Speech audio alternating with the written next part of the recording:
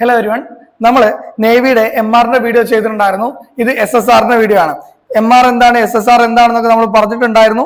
SSR എന്ന് പറഞ്ഞാൽ +2 പാസ്സായ വിദ്യാർത്ഥികൾക്ക് അപ്ലൈ ചെയ്യാൻ പറ്റിയൊരു മേഖലയാണ്. MR എന്ന് പറഞ്ഞാൽ 10 പാസ്സായ കുട്ടികൾക്കാണ്. അതിന്റെ വീഡിയോന്റെ ലിങ്ക് ഞാൻ താഴെ കൊടുക്കുക. നിങ്ങൾ എന്ത് ചെയ്യുക, ആ 10 പാസ്സായ ആൾക്കാർ എന്ത് ചെയ്യുക, MR വീഡിയോ എന്തായാലും കാണാം. ഓക്കെ, ഇനി ഇത് +2 പാസ്സായിട്ടുള്ള വിദ്യാർത്ഥികൾക്കാണ്. ഓക്കെ, ഏജ് ക്വാളിറ്റി എത്രയാണ്?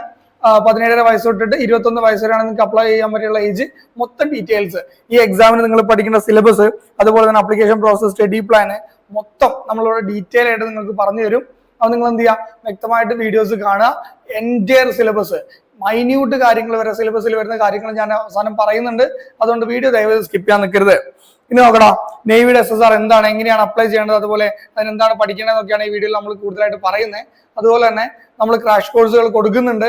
അഗ്നിവീറിന്റെ ക്രാഷ് കോഴ്സുകൾ, ആർമി അഗ്നിവീറിന്റെ ക്രാഷ് കോഴ്സിൽ 2 ബാച്ച് കംപ്ലീറ്റ് ആയിട്ടുണ്ട് ഇപ്പോൾ. ഓക്കെ, ഓൾമോസ്റ്റ് 2 ബാച്ച് കംപ്ലീറ്റ് ആയി. 3ാമത്തെ ബാച്ച് ഇനി എടുക്കണോ വേണ്ടെന്നുള്ള കൺഫ്യൂഷൻ നിൽക്കുകയാണ്. അപ്പൊ താല്പര്യമുള്ള പിള്ളേരുണ്ടെങ്കിൽ എന്ത് ചെയ്യുക, ഇപ്പൊ തന്നെ ഒന്ന് രജിസ്റ്റർ ചെയ്യാം. നിങ്ങൾ ഇനിയിപ്പോ ഒരു 3ാമത്തെ ബാച്ചുള്ള കുട്ടികളുണ്ടെങ്കിൽ മാത്രമേ നമ്മൾ എടുക്കുന്നുള്ളൂ കേട്ടോ.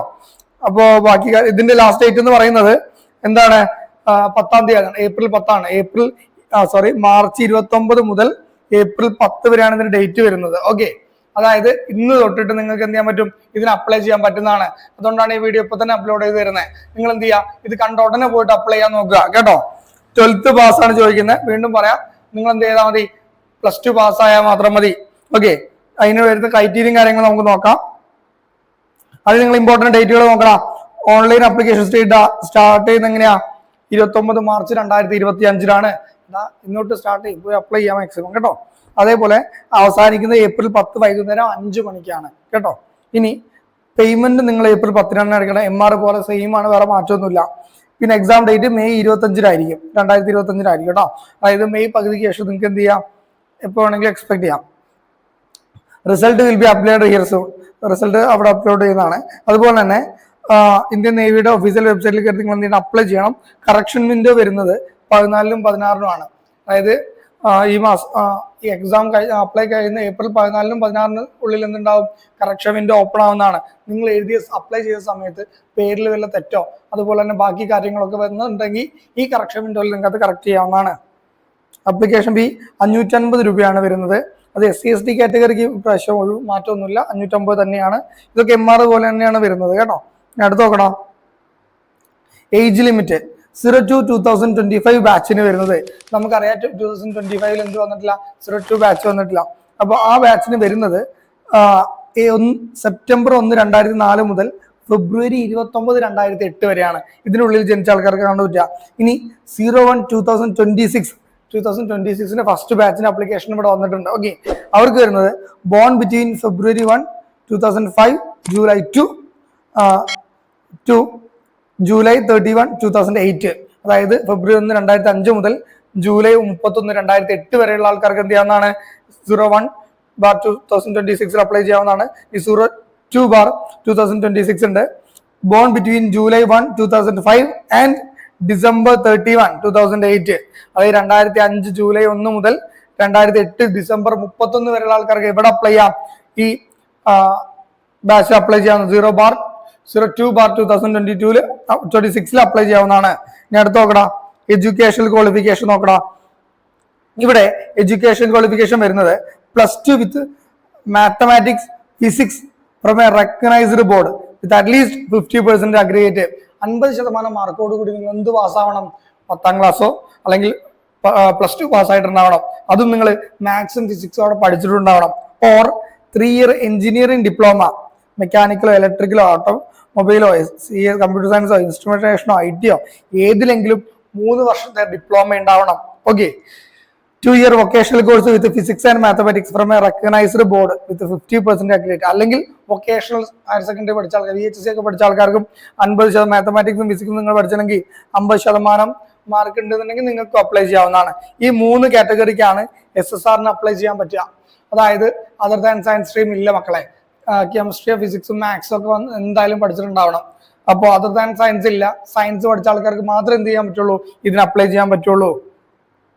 ഇനി അടുത്ത് നിങ്ങൾക്ക് അറിയാം, ആ 4 ഫേസസ് അറിയാം. ആദ്യം എൻട്രൻസ് ടെസ്റ്റ് ഉണ്ടാവും, അതുപോലെ തന്നെ സ്റ്റേജ് 2 ഫിസിക്കൽ ഉണ്ടാവും, അതുപോലെ തന്നെ ഡോക്യുമെന്റ് വെരിഫിക്കേഷൻ ഉണ്ടാവും, മെഡിക്കൽ എക്സാം ഉണ്ടാവും. ഓക്കെ, അടുത്ത നോക്കോടാ, അപ്ലൈ ചെയ്യുന്ന സമയത്ത് MRന് പറഞ്ഞ പോലെ തന്നെ educational certificates and mark sheet, അതായത് നിങ്ങൾ +2 പഠിച്ച് പാസ്സായതിന്റെ ഒറിജിനൽ സർട്ടിഫിക്കറ്റിന്റെ സ്കാൻഡ് കോപ്പി, ഇപ്പൊ നിങ്ങൾ അപ്പിയറിംഗ് ആണെങ്കിൽ അപ്പിയറിംഗ് എന്ന് കൊടുത്താൽ മതി കേട്ടോ. 10ാം ക്ലാസ്സിന് മാത്രം അപ്ലോഡ് ചെയ്യാം. ഡൊമിസൈൽ സർട്ടിഫിക്കറ്റ് കൊണ്ടുപോകണം, NCC സർട്ടിഫിക്കറ്റ്, അതുപോലെ തന്നെ Aadhaar card or valid ID proof. Okay, Aadhaar card കൊണ്ടുപോയാൽ മതി. ഇനി recent passport size colour photo, അതായത് മാർച്ച് 25 ശേഷം എടുത്ത നിങ്ങളെ ഒരു കളർ ഫോട്ടോ, അതും 10 KB 50 KB ഉള്ളിലായിരിക്കണം. നിങ്ങൾ തലയിലൊന്നും തൊപ്പിയൊന്നും വെച്ചിട്ട് എടുക്കരുത്. അതുപോലെ തന്നെ ലൈറ്റ് ബാക്ക്ഗ്രൗണ്ട് ചൂസ് ചെയ്യുക, വൈറ്റ് ബാക്ക്ഗ്രൗണ്ട് തന്നെ മാക്സിമം ചൂസ് ചെയ്യുക. ഓക്കെ, പിന്നെ ഒരു സ്ലേറ്റിനകത്ത് നാളെ പറഞ്ഞ പോലെ തന്നെ ഇതിപ്പോ നിങ്ങളാണെന്ന് കരുതുക, ഈ കൈ വെച്ചിട്ട് എന്ത് ചെയ്യുക, നിങ്ങളെ ചെസ്റ്റിന് നേരെ പിടിച്ചിട്ട് ഇവിടെ നിങ്ങളുടെ പേര് എഴുതുക, അതേപോലെ ഡേറ്റ് ഓഫ് ബർത്ത് ഡേറ്റ് എഴുതുക കേട്ടോ. അന്ന് ഫോട്ടോ എടുക്കുന്ന ഡേറ്റ് ഇവിടെ എഴുതി വെക്കുക. ഈ രീതിക്കാണ് ഫോട്ടോ എടുക്കാൻ കേട്ടല്ലോ. ഇനി അടുത്ത് നോക്കടാ, ഒരു ലൈവ് ഫോട്ടോ എടുക്കാനുണ്ടാവും. അതായത് അപ്ലൈ ചെയ്യുന്ന സമയത്ത് ഒരു ലൈവ് ഫോട്ടോ എടുക്കാനുണ്ടാവും കേട്ടോ. അത് നിങ്ങൾ ഫോണിൽ അപ്ലൈ ചെയ്യുമ്പോൾ നോക്കിയാൽ മതി. പിന്നെ blurred or shade or unclear photo may lead to rejection. നിങ്ങൾ എടുക്കുന്ന അപ്ലോഡ് ചെയ്യുന്ന ഫോട്ടോയിൽ ക്ലിയർ ഇല്ല എന്നുണ്ടെങ്കിൽ എന്നൊക്കെ ഇത് റിജക്ട് ചെയ്യുന്നതാണ്. ഇനി സ്റ്റേജ് 1 എൻട്രൻസ്, നമുക്ക് ഇതിലെ ഇത്രയും കാര്യങ്ങൾ MRുമായിട്ട് ഒക്കെ ആയിട്ട് പോണ കാര്യങ്ങളാണ്. MRന് അതേ പ്രൊസീജിയേഴ്സ് തന്നെയാണ് SSRന് വരുന്നത്. പക്ഷെ ഇനി അങ്ങോട്ടേക്ക് നോക്കടാ, ഇന്ത്യൻ നേവിയുടെ എക്സാം പാറ്റേൺ നോക്കുക. സബ്ജക്ട്സ്, നിങ്ങൾക്ക് എക്സാമിന് വരുന്ന സബ്ജക്റ്റുകൾ നോക്കുക. ഇംഗ്ലീഷ് ഉണ്ടാവും, സയൻസ് ഉണ്ടാവും, മാത്സ് ഉണ്ടാവും, ജനറൽ അവയർനെസ് ഉണ്ടാവും. 100 ക്വസ്റ്റ്യൻസ് ഉണ്ടാവും. ഓക്കെ, ഒരു ക്വസ്റ്റിന് 1 മാർക്ക് വെച്ചിട്ടാണ് ഉണ്ടാവുക. എക്സാം ഡ്യൂറേഷൻ 1 hour ആണ് ഉണ്ടാവുക, 1 hour ആണ് ഉണ്ടാവുക. അപ്പോ ഒരു ക്വസ്റ്റ്യൻ നിങ്ങൾക്ക് എത്രയായിരിക്കും ടൈം ഉണ്ടാവുക എന്ന് നോക്കടാ. ഒരു ക്വസ്റ്റ്യൻ നിങ്ങൾക്ക് ഉണ്ടാവുന്ന ടൈം എന്ന് പറയുന്നത് അപ്രോക്സിമേറ്റ്ലി 1 minute ആണ് ഉണ്ടാവുക. ഓക്കെ, ഇനി അടുത്ത് negative marking for each wrong answer. ഓരോ റോങ് ആൻസറിനും 0.25 വെച്ചിട്ട് എന്ത് ചെയ്യും, കുറയുകയും ചെയ്യും. ഓക്കെ, അത് നമുക്ക് അടുത്ത ഡീറ്റെയിൽഡ് സിലബസ് ആണ് നോക്കാനുള്ളത്. ഇന്ത്യൻ നേവി SSRന്റെ ഡീറ്റെയിൽഡ് സിലബസ് വീണ്ടും പറയാം. ആദ്യം നമുക്ക് വരുന്നത് ജനറൽ അവയർനെസ് ആണ്. ഫസ്റ്റ് വരുന്ന അതിൽ ജോഗ്രഫി എടുത്തോ.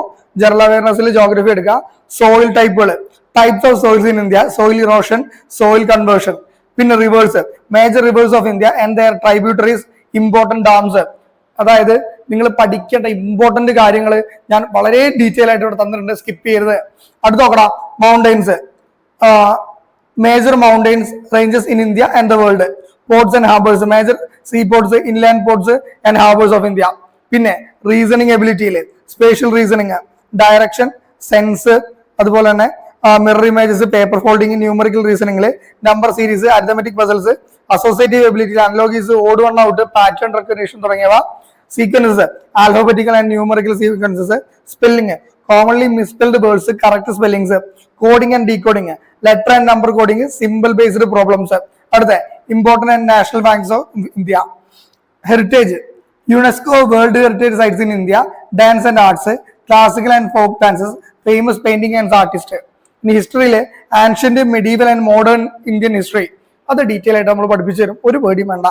പിന്നെ national bird, animal, song, flag, emblem, monuments, famous monuments and historical sites. States and capitals, Indian states, union territories and their capitals. ഈ സ്റ്റേറ്റ്സ് ആൻഡ് ക്യാപിറ്റൽസിനെ പറ്റി നിങ്ങൾക്ക് ഒരു ബേസിക് ഐഡിയ ഉണ്ടാവണം കേട്ടോ. പ്രത്യേകിച്ച് യൂണിയൻ ടെറിട്ടറീസ് ഏതാണെന്ന് നിങ്ങൾ എന്തായാലും അറിഞ്ഞിട്ടുണ്ടാവണം. പിന്നെ book and authors, important book and their famous authors. പിന്നെ അവാർഡ്സ് ആൻഡ് ഫേമസ് പേഴ്സണാലിറ്റീസ്, അതായത് നമ്മൾ ഭാരത് രത്ന, പത്മഭൂഷൺ, പത്മ അവാർഡ്സ്, അതുപോലെ തന്നെ ഗാലൻട്രി അവാർഡ്സ്, നോബൽ പ്രൈസ് ഒക്കെ കിട്ടിയ ആൾക്കാർ ആരാണ്. ഈ ഗാലൻട്രി അവാർഡ്സ് ഒക്കെ നിങ്ങൾക്ക് ആർമിയിൽ കിട്ടുന്നൊക്കെയാണ്. അതൊക്കെ നിങ്ങൾ എന്തായാലും പഠിച്ചിട്ടുണ്ടാവണം. ഇനി അടുത്ത് ഫേമസ് പേഴ്സണാലിറ്റീസ്, സയന്റിസ്റ്റുകൾ, പൊളിറ്റിക്കൽ ലീഡേഴ്സ്, സ്പോർട്സ് ഫിഗേഴ്സ് തുടങ്ങിയ ആൾക്കാർ. കൾച്ചർ ആൻഡ് റിലീജിയൻ നോക്കണം. Major religions in India, festivals, traditions. ഇത്രയും കാര്യങ്ങളാണ് ജനറൽ അവയർസിന്റെ ഒരു കാറ്റഗറിയിൽ വരുന്നത്. ഇനി ജനറൽ അവയർസ് ഇനിയും ഉണ്ട്, കഴിഞ്ഞിട്ടില്ല. സ്പോർട്സ് ഉണ്ട്, നോക്കണം. അവാർഡ്സ്, രാജീവ് ഗാന്ധി ഖേൽരത്ന, അർജുൻ അവാർഡ്, അതുപോലെ Dronacharya award, championship winners, Olympic, world cups, Asian games, Commonwealth games. Sports terms, common terms in cricket, football, hockey and other sports. അതായത് ഇതിന്റെയൊക്കെ ടേംസ് എന്താണ്, കാര്യങ്ങളൊക്കെ ആലോചിക്കുക. നമ്പർ ഓഫ് പ്ലേയേഴ്സ്, ഇത്രയും ടീമിൽ എത്ര പ്ലേയേഴ്സ് ഉണ്ടാവും, അങ്ങനത്തെ കാര്യങ്ങളൊക്കെ ജനറൽ അവയർസിൽ സ്പോർട്സിനെ പറ്റി നിങ്ങൾക്ക് അറിഞ്ഞിട്ടുണ്ടാവണം. പിന്നെ discoveries and inventions, important scientific discoveries and their inventors, contributions of Indian സയന്റിസ്റ്റുകൾ. Diseases and nutritions, common diseases and their causes, deficiency diseases and nutrient and importance of a balanced diet. അതായത് diseases and nutritions. ബയോളജിന്ന് വേറൊന്നും ചോദിക്കാനില്ല.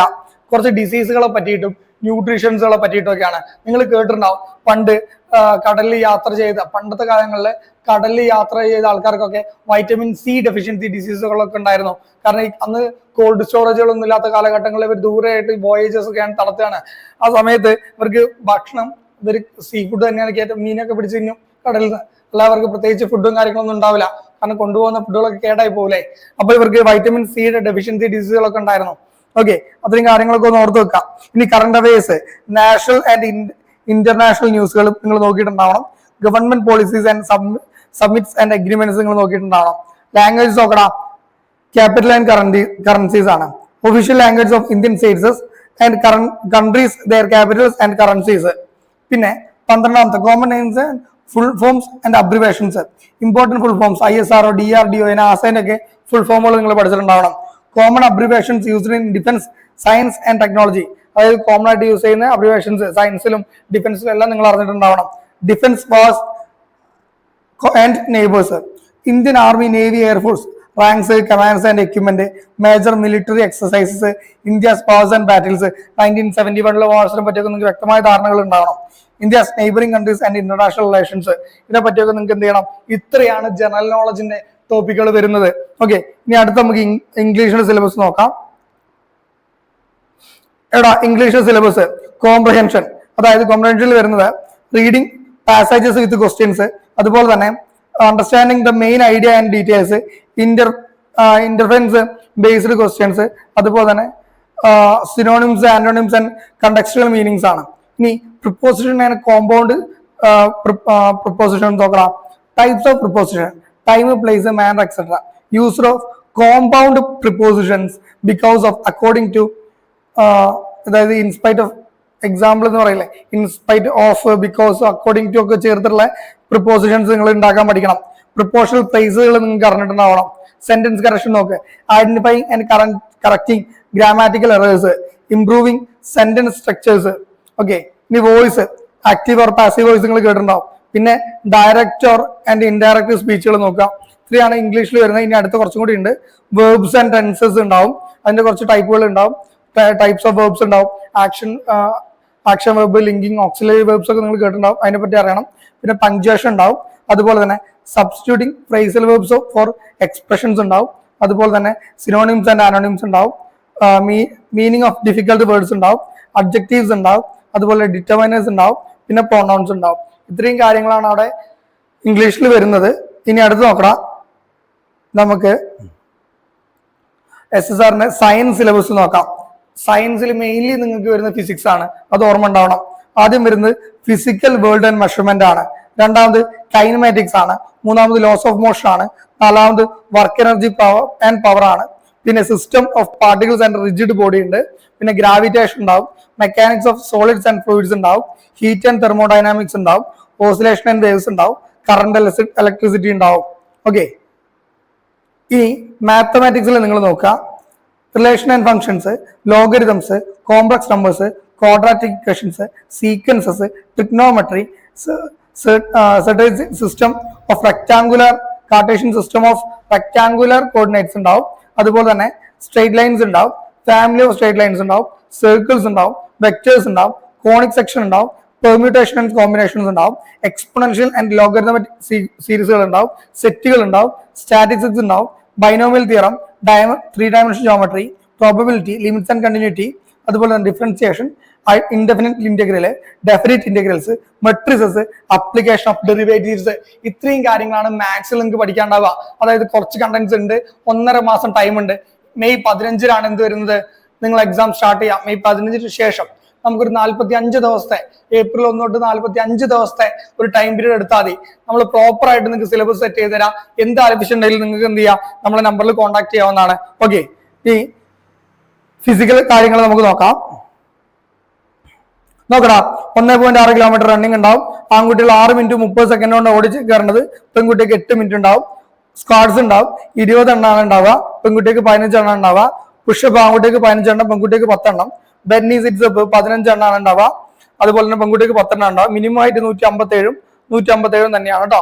Height quality വേണ്ടത് qualify ചെയ്യാൻ വേണ്ടത് 157 centimetre ആണ്. എടാ ഇനി ഇതില് നോക്കിയേ 6 മിനിറ്റ് 30 സെക്കൻഡ് കൊണ്ട് ആൺകുട്ടിക്ക് ഓടിയെത്തണം. എടാ നോർമൽ ആയിട്ട് ഓടുന്ന ആൾക്കാർക്ക് ഡെയിലി രാവിലെ നിങ്ങളെ റുട്ടീനായിട്ട് കൊണ്ടുപോവുക, സുഖമായിട്ട് ഓടിക്കയറാൻ പറ്റും. പെൺകുട്ടികൾക്ക് ഈ 8 മിനിറ്റ് എന്നൊക്കെ നല്ല ടൈം പീരീഡ് ആണ്, നിങ്ങൾക്ക് പെട്ടെന്ന് ഓടിക്കയറാൻ പറ്റും. ഓക്കെ, നമ്മൾ അഗ്നിവീറിന്റെ കോഴ്സിന്റെ കാര്യം പറഞ്ഞിട്ടുണ്ടായിരുന്നു. ഏകദേശം നമ്മൾ എന്ത് ചെയ്തിട്ടുണ്ട്, കോഴ്സ് ഓൾമോസ്റ്റ് 2 ബാച്ച് കംപ്ലീറ്റ് ആക്കിയിട്ടുണ്ട്. ഇപ്പൊ ക്ലാസ്സുകളും കാര്യങ്ങളും നമ്മൾ അപ്ലോഡ് ചെയ്ത് തുടങ്ങിയിട്ടുണ്ട്. നിങ്ങൾക്ക് എന്ത് ചെയ്യാം, താല്പര്യമുള്ള ആൾക്കാർ വേഗം നിങ്ങൾ എന്ത് ചെയ്യാവുന്നതാണ്, നമുക്ക് ജോയിൻ ചെയ്യാവുന്നതാണ്. ഇനി നേവിയുടെ ക്ലാസ്സും MRന് നമ്മൾ എന്തായാലും കൊടുക്കുന്നുള്ള ഉറപ്പിച്ചിട്ടുണ്ട്. SSRന് നിങ്ങൾക്ക് താല്പര്യം ഉണ്ടെങ്കിൽ എന്ത് ചെയ്യാം, താഴെ കമന്റ് ചെയ്യാം. MRന് തന്നെ അത്യാവശ്യം നല്ല പിള്ളേര് വന്നിട്ടുണ്ട്. അപ്പൊ നിങ്ങൾ എന്ത് ചെയ്യാം, MR താല്പര്യം ഉണ്ടെങ്കിൽ കമന്റ് ചെയ്യാം. ഓക്കെ, ക്ലാസ് വേണമോ വേണ്ടെന്നുള്ളത് കമന്റ് ചെയ്യാം, അതിനനുസരിച്ച് നമ്മൾ ഡിസൈഡ് ചെയ്യുന്നതാണ്. ഓക്കെ, ഇനി അടുത്തത് എല്ലാം നമ്മളെ ക്ലാസ് കഴിഞ്ഞിട്ടുണ്ട്.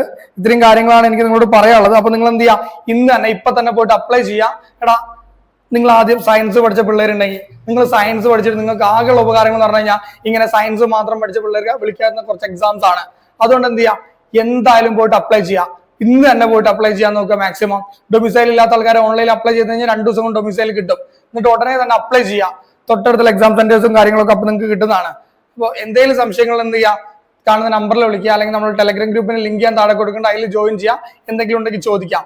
ബാക്കി കാര്യങ്ങളൊക്കെ MR പോലെ തന്നെയാണ്, സിലബസ് മാത്രമേ നമുക്ക് ഇതിൽ മാറ്റമുള്ളൂ എന്നും കൂടി ഓർത്ത് വെക്കാം. അപ്പോൾ wish you all the best. Thank you.